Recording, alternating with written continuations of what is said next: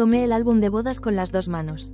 Lo sostuve un momento, y le prendí fuego. No lloré, no temblé, solo lo miré arder. Después busqué el vestido, el que me hicieron a medida para el día que yo caminé hacia mi propia condena. Y lo quemé también. Cuando el fuego se apagó, me quedé ahí, de pie, mirando las cenizas. Y por primera vez en 12 años, respiré. Pero para entender por qué quemé ese álbum, necesitas saber todo lo que vino antes.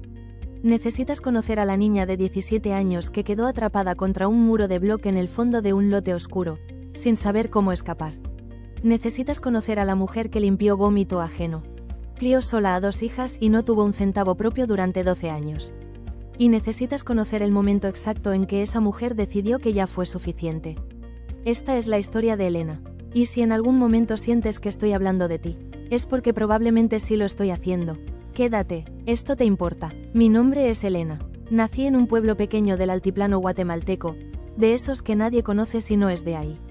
Un pueblo donde las calles eran de tierra, donde el olor a leña era el olor de la mañana, donde las gallinas andaban sueltas en los patios y los niños aprendían desde pequeños que la vida no viene sola. Mis abuelos fueron trabajadores del campo, gente humilde, sencilla, de esas familias que tienen muchos hijos porque no hay otra manera de enfrentar la pobreza que en comunidad. Mi mamá fue la mayor de 9 hermanos, y yo fui la primera nieta de todos. Eso tenía peso. Ser la primera nieta en una familia guatemalteca de pueblo significa que todos te miran, que todos esperan, que todos opinan. Significa que desde antes de entender el mundo ya tiene una opinión de ti. Las primeras memorias que tengo son de tierra, de humo de leña, de tortillas calentándose en el comal, de animales en el patio. No había agua potable, no había luz eléctrica, pero había mucho amor. Eso sí. Y también había violencia, porque en esa época, en esos barrios, en esos patios de tierra, la violencia era tan normal como el hambre. Los vecinos golpeaban a sus mujeres. Si una mujer estaba parada en la puerta de su casa cuando llegaba el marido, eso ya era motivo para recibir un golpe en la cara. Y nadie decía nada, nadie salía a defender, porque así eran las cosas, así habían sido siempre, y así, se suponía, debían seguir siendo. Yo lo veía desde pequeña, y algo en mí, una parte que nadie me enseñó a escuchar pero que siempre estuvo ahí, decía, esto no está bien. No sabía cómo nombrarlo, no tenía las palabras, pero lo sentía. En mi propia casa tampoco fue diferente. Mi papá murió cuando yo tenía 7 años. Un accidente, salió por la mañana y no volvió. Yo me quedé esperando en la escuela, y él nunca llegó a recogerme. Hasta hoy ese recuerdo me quiebra. Esperar a alguien que no llega. Quedarse parada en la puerta de la escuela viendo a los otros niños irse uno a uno con sus papás. Quedarse la última, y luego entender, sin que nadie te lo diga todavía, que algo muy malo pasó. Me lo dijeron esa noche, entre llanto de adultos y puertas que se abrían y se cerraban y voces que bajaban cuando yo me acercaba. Así aprenden las niñas que algo muy grave ocurrió, cuando los mayores dejan de hablar normal. Esa espera fue la primera gran pérdida de mi vida, y marcó todo lo que vino después. Porque cuando pierdes a tu papá a los 7 años, no solo pierdes a una persona. Pierdes la idea de que el mundo es un lugar seguro. Pierdes la certeza de que lo que está hoy, estará mañana. Pierdes, sin saberlo todavía, una parte de la confianza que necesitarás toda la vida para defenderte. Después de eso, mi mamá nos crió sola a mí y a mi hermana. Y lo hizo como pudo, con lo que sabía, con lo que había aprendido en ese mismo sistema que tampoco la había tratado bien a ella. Mi mamá era una mujer de su tiempo, una mujer que creía, porque así se lo habían enseñado, que la seguridad de una mujer dependía de un hombre. Que una hija sin novio era una hija en peligro, que una mujer sola era una mujer incompleta. Eso no era crueldad de su parte, era todo lo que ella sabía. Pero para mí, que ya llevaba esa voz pequeña adentro diciéndome que algo no cuadraba, fue la primera gran trampa. Desde los 10 años yo trabajaba con ella en el salón de belleza que teníamos en casa. Lavaba cabezas, hacía manicure, ayudaba con los peinados. A los 13 años ya arreglaba novias para boda. No era una elección, era lo que había. Recuerdo a las novias llegando al salón el día de su boda. Nerviosas, emocionadas, con esa mezcla rara de alegría e incertidumbre que tiene todo lo irreversible. Yo las peinaba, las maquillaba, les colocaba los aretes, les acomodaba el velo. Y me preguntaba, en silencio, qué había detrás de esa sonrisa. Si eran felices de verdad, si querían estar ahí, si habían elegido o si habían cedido. Nunca lo supe. Ellas se iban a sus bodas y yo me quedaba con el olor a laca y el ruido de las sillas arrastrándose. Trabajar era la única manera de no sentir que el mundo se caía. Era la única manera de tener algo propio, aunque fuera pequeño, aunque fuera por un rato. Aprendí a trabajar antes de aprender a defenderme. Y eso, más tarde, me iba a costar muy caro. Hay algo que quiero que entiendan sobre crecer en ese tipo de pobreza. No es solo la falta de dinero, es la falta de imaginación sobre lo que es posible. Cuando todo lo que ves a tu alrededor es lo mismo que veían tus abuelos, cuando nadie en tu familia salió de ahí, cuando el mundo que conoces termina en los bordes de tu barrio, es muy difícil imaginar que existe algo diferente. Yo no tenía modelos de lo que podía ser. No tenía mujeres en mi vida que hubieran tomado una decisión diferente a la que se esperaba de ellas. No tenía nadie que me dijera, esto que ves ahora no es todo lo que hay. Solo tenía la voz pequeña, esa que decía que algo no cuadraba, y aprendí a esconderla muy bien, porque en ese mundo, la mujer que no encajaba, la que preguntaba demasiado, la que no aceptaba lo que le daban, era la que quedaba sola. Y quedarse sola era lo peor que le podía pasar a una mujer. Eso me lo enseñaron sin palabras. Con cada mirada, con cada comentario, con cada historia de la vecina que se puso difícil y terminó sola con sus hijos. El miedo a quedarme sola fue la primera jaula, mucho antes de que Roberto apareciera. Cuando llegué a la adolescencia, yo era lo que las personas de esa época llamaban la fea del barrio. Flaca, de cabello corto, agresiva, siempre peleando. Pero eso no era agresividad, eso era defensa propia, porque si yo no me defendía sola, nadie más lo iba a hacer por mí. Lo había aprendido a los 7 años, parada en la puerta de la escuela esperando a alguien que nunca llegó. Las muchachas que saben defenderse solas no son las agresivas, son las que aprendieron demasiado temprano que el mundo no tiene protocolo de protección para ellas. Con 16 años, en un baile de carnaval de barrio, conocí al hombre que iba a convertirse en la sombra de los siguientes 12 años de mi vida. Se llamaba Roberto, tenía 19 años, era hermano de una compañera de escuela de mi prima.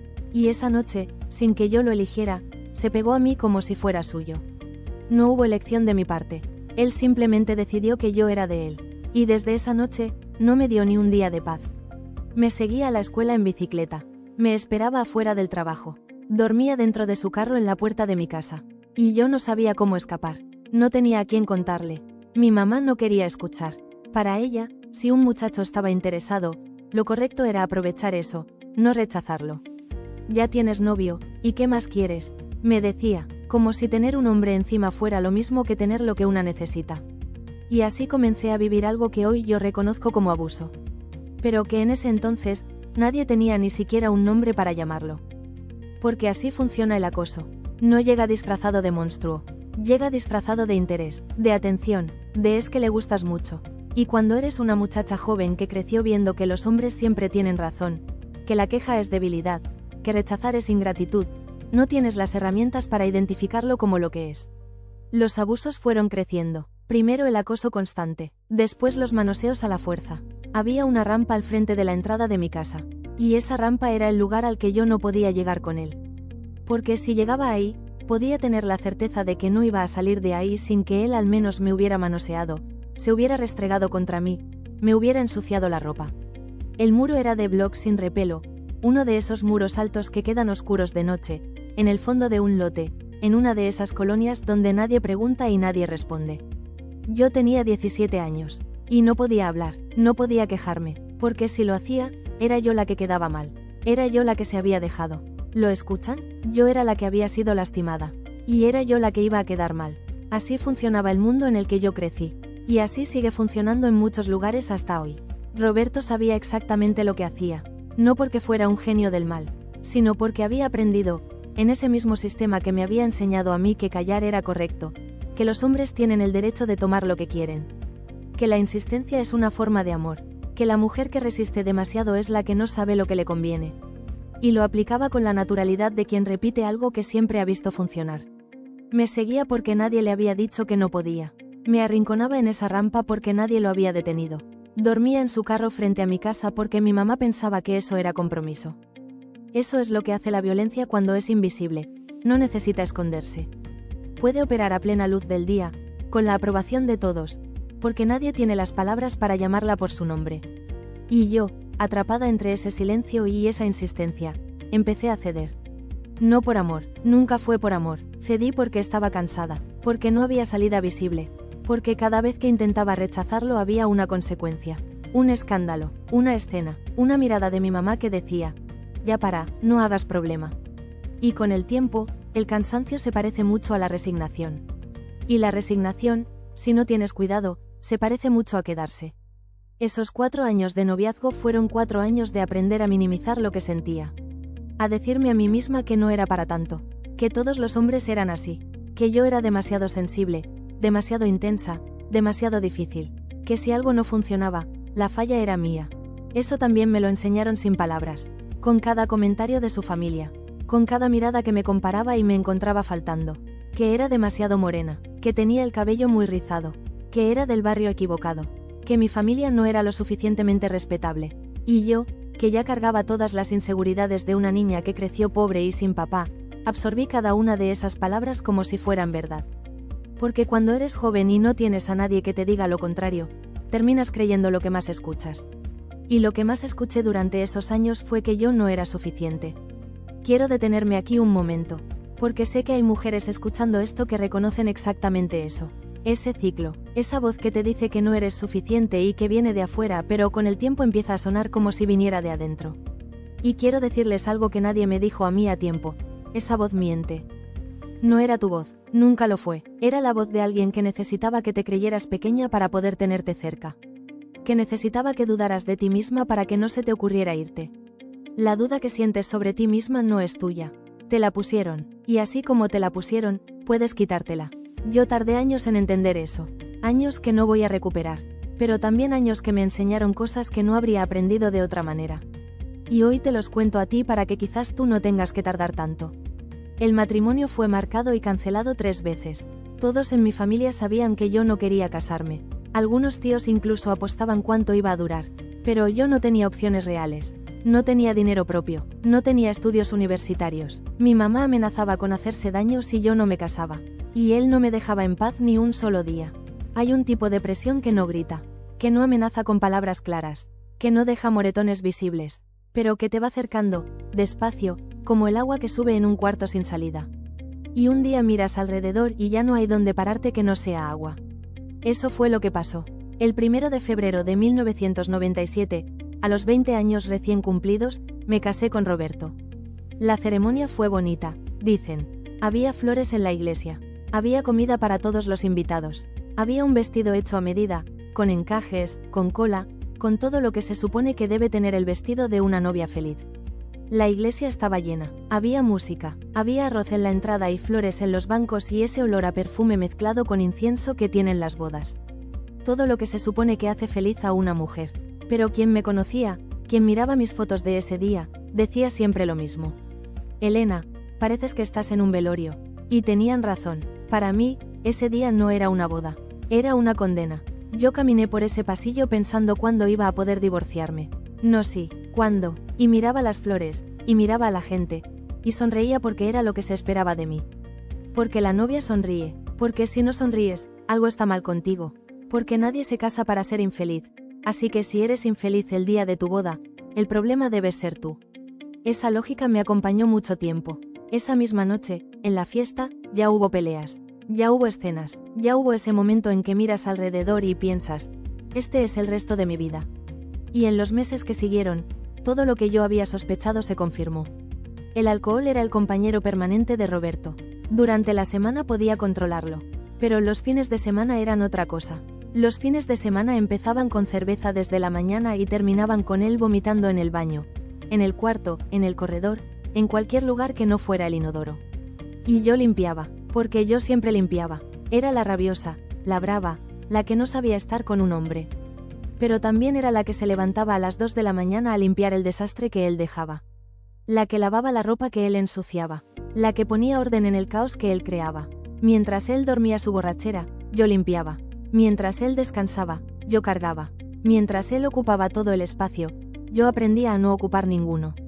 Y lo curioso es que nadie lo veía como un problema. La familia lo veía y decía, así son los hombres. Las vecinas lo veían y decían, por lo menos trabaja. Hasta yo, en los momentos en que intentaba convencerme de que las cosas no eran tan malas, me decía, por lo menos no me pega. Como si el único umbral que importara fuera ese. Como si todo lo que quedara por debajo de ese umbral fuera aceptable. Normal, aguantable. Eso es lo que más me duele cuando lo pienso ahora. No lo que él hacía. sino lo que yo aceptaba, lo que yo normalizaba, lo que yo minimizaba porque había aprendido que minimizar era la única manera de sobrevivir cada día. Un año después de la boda, Roberto fue trasladado a otra ciudad por su trabajo. Nos mudamos, y aunque parecía una oportunidad de empezar de nuevo, en realidad fue cuando la trampa se cerró del todo. Lejos de mi familia, sin amigas, sin dinero propio, sin empleo, yo quedé completamente a su merced. Él comenzó a ganar más, a crecer en su empresa, a tener poder, y con ese poder llegó algo que yo no había visto venir. La certeza de que conmigo adentro de esa casa, encerrada, sin salida visible, él podía hacer lo que quisiera afuera. Fue entonces cuando comenzaron las traiciones. Al principio eran cosas pequeñas, salidas que no tenían explicación clara, llegadas tarde sin motivo, camisas que yo no recordaba haber lavado, un olor que no era suyo. Yo lo preguntaba, él lo negaba, y yo, que no tenía pruebas y tampoco tenía a dónde ir, le creía. O me convencía de creerle, que no es lo mismo pero se parece, porque a veces la mentira más conveniente es la que tú misma te cuentas.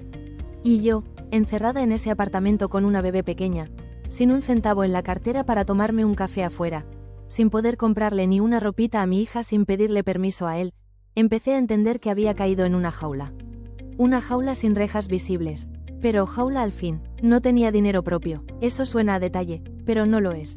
Es el centro de todo. Cuando no tienes dinero propio, no puedes irte, no puedes salir, no puedes tomar una decisión sin que dependa de alguien más, no puedes ni tomarte un café con una amiga si él no te dio para el café. No podía comprarle a mi hija una ropita sin pedirle permiso. No podía cortarme el cabello sin justificarlo. No podía salir con una amiga sin que eso fuera un problema que duraría días. Cada peso que entraba a esa casa pasaba por sus manos antes de llegar a las mías. Y lo que llegaba a las mías era lo que él decidía que era suficiente.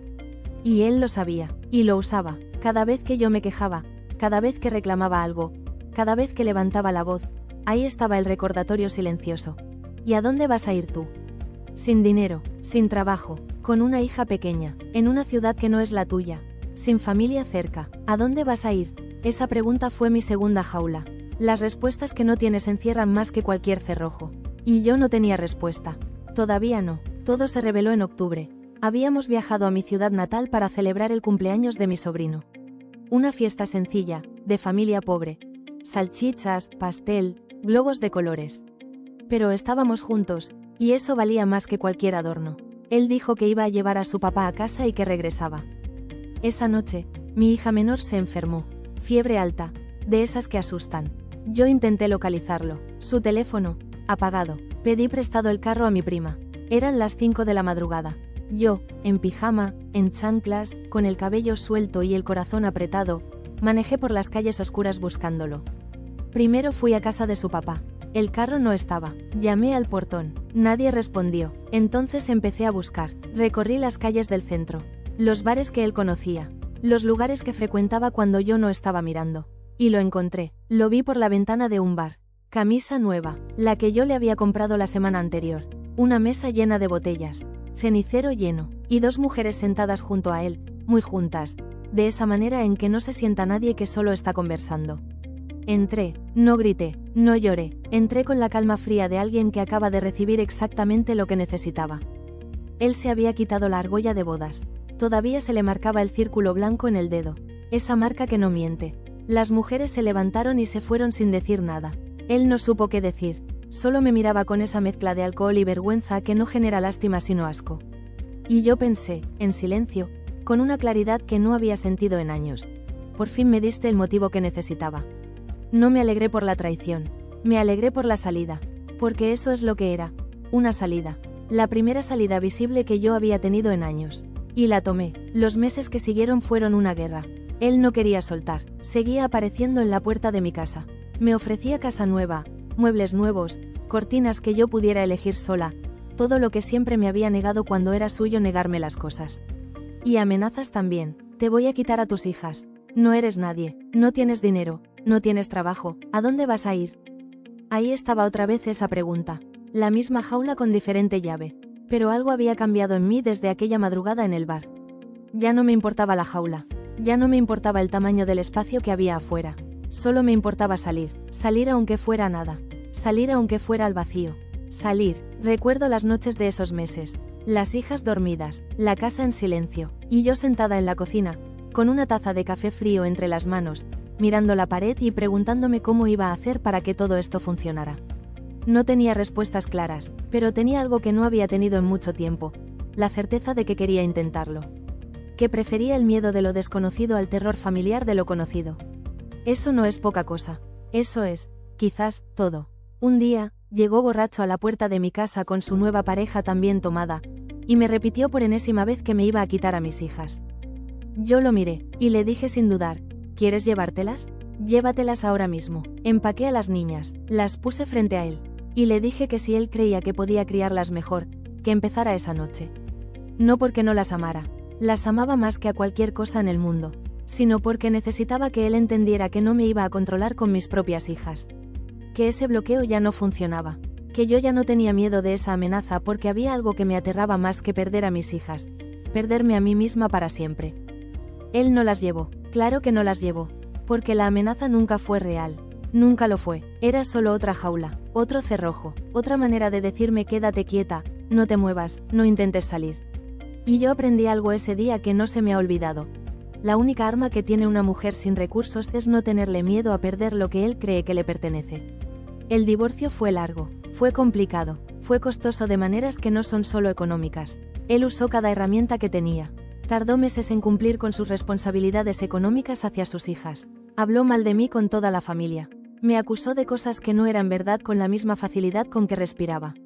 Hubo momentos en que pensé que no iba a aguantar, en que el peso de todo aquello era demasiado, en que quizás sería más fácil ceder, volver, aceptar. Pero entonces miraba a mis hijas, y recordaba para qué estaba haciendo todo eso. Y seguía, paso a paso, día a día, a veces hora a hora. Porque así se hace, no de golpe, no con un gran acto de valentía que lo cambia todo de una vez, sino con decisiones pequeñas, repetidas, terciadas, en los momentos en que tienes ganas y también en los que no tienes. Y yo, que había pasado años escuchando que no era suficiente, por primera vez en mucho tiempo no le creí. Porque algo pasa cuando finalmente te vas, algo se aclara, como cuando abres una ventana que lleva años cerrada y de pronto puedes respirar de verdad. Y en ese aire nuevo, en esa claridad, empecé a verme diferente. No como la que siempre falla, no como la rabiosa, no como la que no sabe estar con un hombre, sino como la que sobrevivió. Fue en esos meses que hice lo que les conté al principio. Tomé el álbum, lo sostuve, y lo quemé. No fue un acto de odio, no fue un acto de venganza, fue un acto de cierre, de decirle a ese capítulo de mi vida, ya terminaste, ya no tienes poder sobre mí, ya no te necesito ni siquiera para recordar lo que no debo repetir. Y el vestido también, ese vestido que cargaba el peso de un día en que yo sonreía aunque no tenía ganas, en que caminé aunque quería quedarme quieta, en que dije sí aunque cada parte de mí decía otra cosa.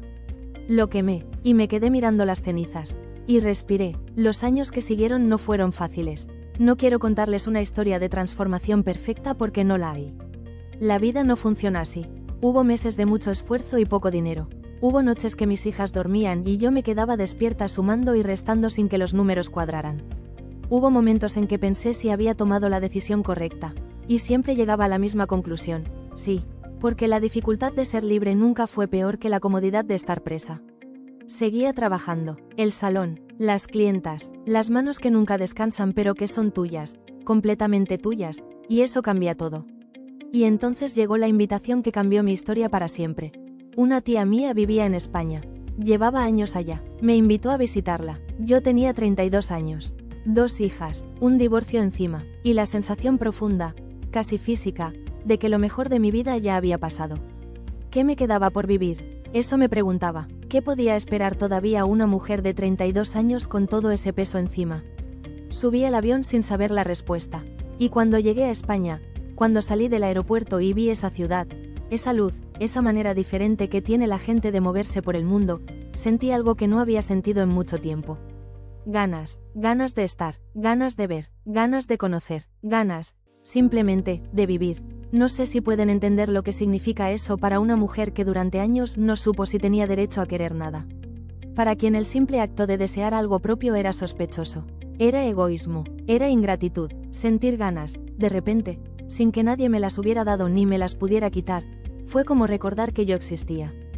A los 32 años, yo viví por primera vez lo que debía haber vivido a los 20. Me quedé. No fue una decisión racional con plan trazado y pasos numerados. Fue una decisión de tripas. De ese lugar adentro donde sabes las cosas antes de poder explicarlas. Me quedé. Trabajé en lo que hubiera. Limpié casas. Trabajé en cocinas de restaurante. Hice uñas. Con el tiempo tuve mi propio salón. Hubo días difíciles. Días en que extrañaba a mis hijas con un dolor que no tiene nombre.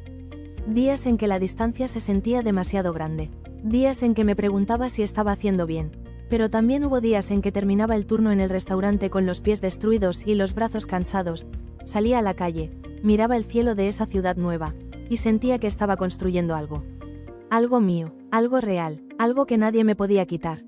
Aprendí que la libertad no se pide, se construye, con las manos, con los pies, con los años, con cada decisión pequeña que te lleva un poco más lejos de donde estabas. Y fui construyendo, fui conociendo personas nuevas, mujeres que habían tomado sus propias decisiones difíciles y habían sobrevivido, hombres que no confundían el amor con el control, un mundo más grande del que yo había imaginado que existía.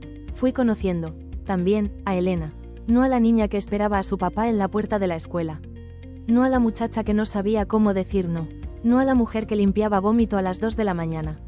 A mí, a la de verdad, a la que siempre había estado ahí debajo de todo ese peso, esperando que alguien le dijera que podía salir. Ese alguien resultó ser yo misma. Con el tiempo, traje a mis hijas, peleé lo que había que pelear, gasté lo que había que gastar, hice lo que había que hacer. Y las traje, las ayudé a estudiar, a encontrar su lugar, a construir una vida que no dependiera de nadie más que de ellas mismas. Hoy las dos tienen carrera, tienen trabajo, tienen pasaporte propio, tienen independencia. Tienen lo que yo soñé para ellas desde que eran bebés. Que nunca tuvieran que quedarse en un lugar porque no tienen a dónde ir. Que nunca tuvieran que tolerar lo que no deben tolerar porque necesitan la aprobación de alguien más. Que sean libres, y lo son, eso ya es suficiente para mí. Eso ya justifica todo. Mis hijas a veces me preguntan por las cosas que no les conté cuando eran pequeñas. Las cosas que yo guardé para protegerlas. Lo que pasaba realmente, lo que yo sentía, las noches que lloraba después de que ellas dormían. Las veces que pensé en irme antes de que me fui. Y yo les cuento, con calma, sin dramatismo, como si les estuviera contando la historia de otra persona, aunque sea la mía. Y lo que veo en sus caras cuando escuchan no es lástima. Es algo más parecido al reconocimiento, como si algo que ellas habían intuido toda la vida por fin tuviera palabras. Una vez mi hija menor me dijo: «Mamá, siempre supe que estabas triste aunque sonrieras». Los niños saben más de lo que creemos que saben. Y yo pienso en eso cuando alguien me dice que se quedó por sus hijos. Que aguantó todo eso por sus hijos. Que sus hijos no sabían nada. Tus hijos saben, no los detalles, no las palabras exactas, pero el peso en el cuarto, la tensión en el aire, la diferencia entre la sonrisa que es de verdad y la que no. Eso lo sienten, siempre lo sintieron, y lo que yo quiero que sepas es esto. Lo mejor que puedes hacer por tus hijos no siempre es quedarte. A veces lo mejor que puedes hacer por ellos es enseñarles que hay una manera diferente de vivir. Con tu ejemplo, con tu decisión, con tu libertad. Hay una pregunta que me hacen seguido y que merece una respuesta honesta. ¿Cómo haces para no cargar el rencor? Porque la pregunta implica que deberías cargarlo, que sería normal cargarlo, que es comprensible que una mujer que vivió lo que yo viví lleve ese peso encima para siempre. Y yo entiendo esa lógica, pero no estoy de acuerdo. No porque Roberto no hiciera lo que hizo. Lo hizo, no porque no me afectara. Me afectó, no porque sea fácil olvidarlo. No lo es, sino porque el rencor no me sirve a mí. Le sirve a él. El rencor me mantiene conectada a algo que terminó. Me hace invertir energía en una dirección que ya no existe. Me hace seguir viviendo, aunque sea en la cabeza, en una historia que yo ya cerré. Y yo no quiero seguir viviendo en esa historia. Ya la viví, ya la sobreviví, ya la quemé. Lo que hice en cambio fue algo diferente al perdón y diferente al olvido. Lo que hice fue soltar. Soltar no significa que lo que pasó estuvo bien. Significa que dejó de tener el poder de definir lo que soy ahora. Dejó de tener el poder de decidir cómo me levanto por la mañana. Dejó de tener el poder de hacerme pequeña. Y en el momento en que soltó ese poder, yo me quedé con todo el mío. Eso fue lo que quemé en ese álbum. No a Roberto, la versión de mí que creía que merecía lo que él daba. Si estás viendo esto, probablemente te reconociste en algún momento de esta historia. Tal vez en la niña que trabajaba desde los 10 años y nadie veía. Tal vez en la muchacha que se casó sin querer porque no había otra opción visible. Tal vez en la mujer que limpió vómito y puso a los hijos a dormir mientras él vivía su segunda vida afuera. O tal vez en la que quemó su vestido de novia y por primera vez en años, respiró. Quiero decirte algo, no estás loca, no estás exagerada, no eres la brava ni la difícil, eres una mujer que aprendió a defenderse sola porque nadie más lo hizo por ti. Y eso no es un defecto, eso es lo que te salvó. La libertad no tiene fecha de vencimiento, y nunca es tarde para quemarle el vestido al pasado. No importa si tienes 30 años o 50 o 60, no importa si ya perdiste años o décadas, lo que importa es lo que decides hacer con el tiempo que te queda. Y si hoy es el día en que algo en ti se movió, en que algo se despertó, en que algo dijo, ya fue suficiente. Escucha esa voz siempre tuvo razón. Quiero cerrar con algo que escuché hace poco de una mujer que conocí en el salón. Era una clienta nueva, mayor que yo, venía muy bien vestida, muy arreglada, de esas mujeres que cuidan cada detalle de su apariencia como si fuera una armadura. Mientras le hacía el cabello, empezamos a hablar, y poco a poco, debajo de toda esa armadura, apareció una historia que yo reconocí inmediatamente. Un matrimonio largo, un hombre que nunca estuvo del todo, años de sostenerse sola mientras parecía que sostenía a dos. Al final, cuando estaba por irse, me preguntó, ¿usted cómo lo hizo? Y yo le respondí lo mismo que te digo a ti ahora, no lo hice de golpe. No hubo un día en que todo cambió, hubo un día en que tomé una decisión pequeña, y al día siguiente tomé otra, y con el tiempo esas decisiones pequeñas se convirtieron en una vida diferente. No se necesita valentía enorme para empezar, se necesita valentía suficiente para dar un paso, no todos los pasos, solo el siguiente, eso es todo lo que yo hice. Fui dando pasos, algunos hacia adelante, algunos de lado, alguno que otro para atrás, pero seguí moviéndome, y eso es lo que te pido a ti. Si algo en esta historia te movió por dentro, si algo resonó, si algo te dijo, eso también me pasó a mí. No lo guardes solo, muévete. El paso puede ser pequeño, puede ser hablar con alguien, puede ser llamar a una amiga, puede ser buscar información que no tenías, puede ser simplemente decidir que mañana vas a mirar tu situación desde otro ángulo. Pero muévete, porque la mujer que quemó su álbum de bodas no empezó quemando nada. Empezó escuchando una voz pequeña que decía que algo no cuadraba, y decidió no ignorarla. Si esta historia te llegó al corazón, comparte este vídeo con una mujer que lo necesite ver. Con tu amiga, con tu hermana, con esa que tú sabes que está viviendo algo parecido y no lo dice. Deja tu comentario abajo. ¿En qué parte de esta historia te reconociste? Suscríbete al canal si todavía no lo has hecho. Aquí estamos para las que vivieron mucho y hablaron poco, para las que sobrevivieron cosas que nadie debería sobrevivir, y para las que aún están buscando ese primer acto libre. Aquí están en casa, y ahora, como siempre te prometemos, llegó tu momento. Cierra los ojos si puedes, respira, piensa en algo que llevas cargando demasiado tiempo, algo que ya no te pertenece pero que todavía no pudiste soltar. Piensa en el peso de eso, en cómo sería estar sin él, piensa en la versión de ti que existe del otro lado de ese peso. Deja que esta música llegue a donde las palabras no siempre pueden, porque lo que eres, siempre fue más que lo que te hicieron creer.